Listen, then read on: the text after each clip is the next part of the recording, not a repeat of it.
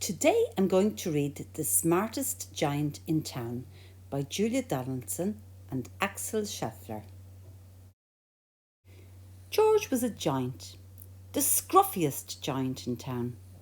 He always wore the same pair of old brown sandals and the same old patched-up gown. "I wish I wasn't the scruffiest giant in town," he said sadly. But one day, George noticed a new shop. It was full of smart clothes. So George bought himself a smart shirt, a smart pair of trousers, a smart belt, a smart stripy tie, some smart socks with diamonds up the side, and a pair of smart, shiny shoes. "Now I'm the smartest giant in town," he said proudly. George left his old clothes behind in the shop. He was about to go home when he heard a sound. On the pavement stood a giraffe, who was sniffling sadly. "What's the matter?" asked George. "It's my neck," said the giraffe. "It's so very long and so very cold. I wish I had a long warm scarf." "Cheer up," said George, and he took off his stripy tie. "It didn't match my socks anyway," he said as he wound it round and round the giraffe's neck. It made a wonderful scarf. "Thank you," said the giraffe. As George strode towards home, he sang to himself. "My tie is a scarf for a cold giraffe, but look me up and down, I'm the smartest giant in town." On his way home, George came to a river. On a boat stood a goat, who was bleating loudly. "What's the matter?" asked George. "It's my sail," said the goat. "It blew away in a storm. I wish I had a strong new sail for my boat." "Cheer up," said George, and he took off his new white shirt. "It kept coming untucked anyway," he said, as he tied it to the mast of the goat's boat. It made a magnificent sail. "Thank you," said the goat. George strode on, singing to himself. "My tie is the scarf for a cold giraffe. My shirt's on a boat as a sail for a goat. But look me up and down, I'm the smartest giant in town." Next, George came to a tiny, ruined house. Beside the house stood a white mouse with lots of baby mice. They were all squeaking. "What's the matter?" asked George. "It's our house," squeaked the mother mouse. "It's burnt down and now we've got nowhere to live. I wish we had a nice new house." "Cheer up," said George, and he took off one of his shiny shoes. "It was giving me blisters anyway," he said, as the mouse and her babies scrambled inside. The shoe made a perfect home for them. "Thank you," they squeaked. George had to hop all the way home now, but he didn't mind. As he hopped, he sang to himself. "My tie is a scarf for a cold giraffe. My shirt's on a boat as a sail for a goat. My shoe is a house for a little white mouse. But look me up and down, I'm the smartest giant in town." George came to a campsite. Beside a tent stood a fox, who was crying.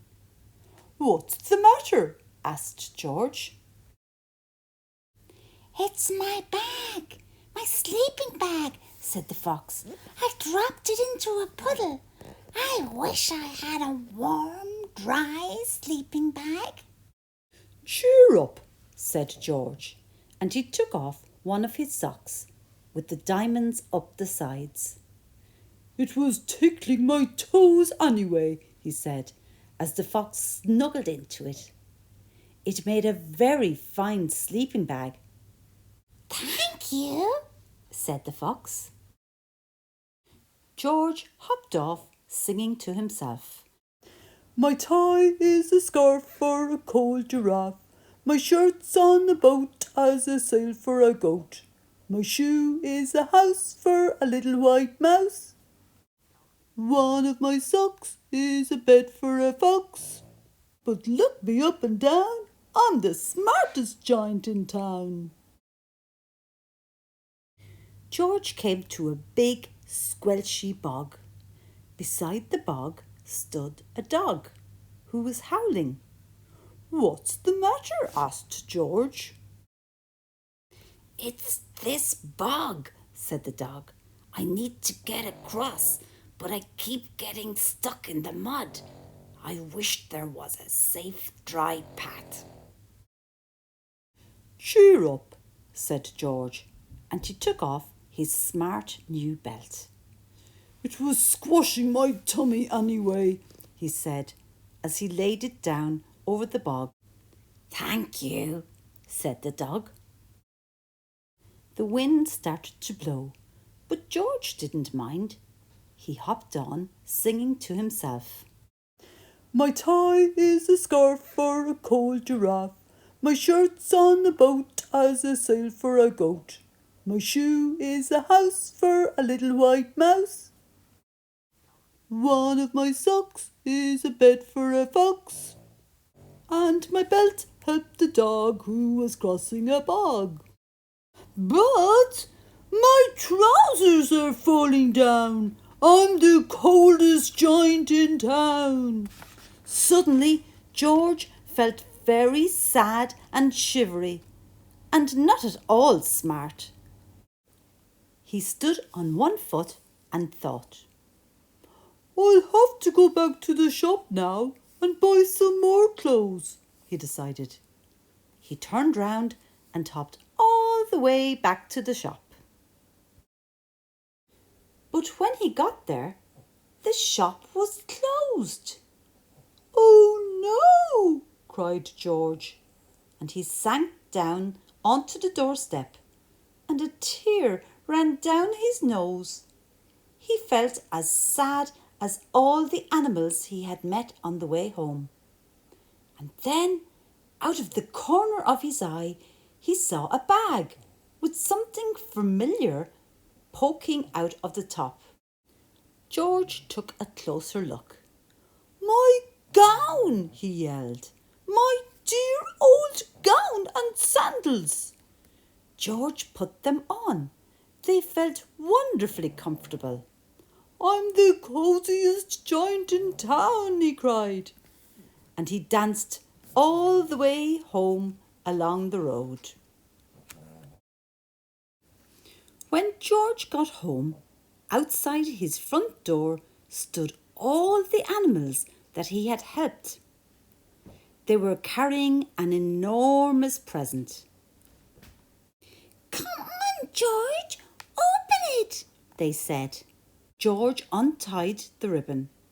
Inside was a beautiful gold paper crown and a card.